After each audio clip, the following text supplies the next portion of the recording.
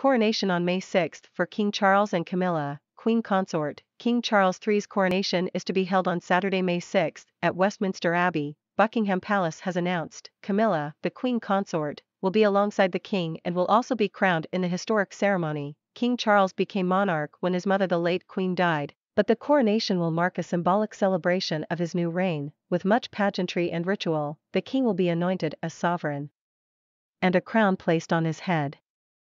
Next year's coronation will be the first for almost 70 years, the last being for Elizabeth II in June 1953 and the first held on a Saturday since Edward VII in 1902. It is not yet known whether there will be an extra bank holiday added or moved to the coronation weekend, with a bank holiday already scheduled for earlier that week on Monday, May 1.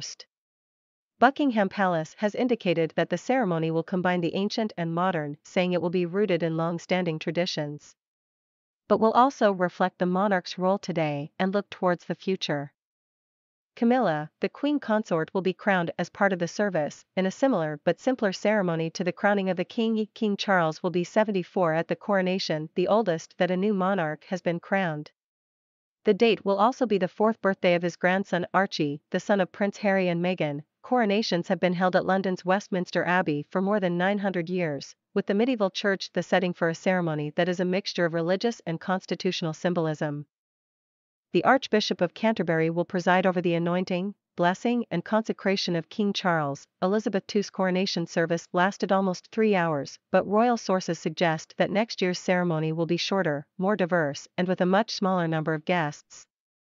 In 1953, temporary stands were built inside the Abbey which allowed 8,000 guests. But the current capacity of the Abbey is about 2,200, which is likely to be the limit for next year. The then Prince Charles, at the age of 4, was among the guests watching his mother's coronation. Attention will be paid to how he might adapt the ceremony for his own coronation, such as the wording of his oath or whether there will be a multi-faith element to the service. Many of the rituals have been part of the ceremony for centuries, and it is understood the core elements will remain in place.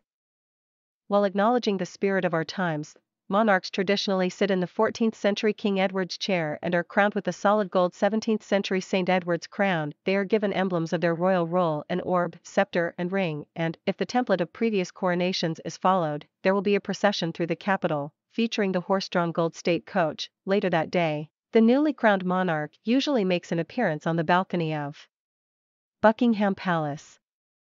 Coronations, like all rituals, are tailored to fit the times, says royal historian Robert Lacey. He expects next year's coronation to be shorter and smaller scale than in 1953, and with a wider range of religions represented. There will also have to be a sensitivity to the cost of living pressures facing many people, he says. King Charles has a very difficult balancing act. What to keep, what to abolish, what to alter in a modern way, says Mr. Lacey. Elizabeth II's coronation became a turning point for television audiences for big events, with more than 20 million people in the UK watching the service being televised for the first time. For King Charles III's coronation, a potential worldwide television audience of hundreds of millions could be expected.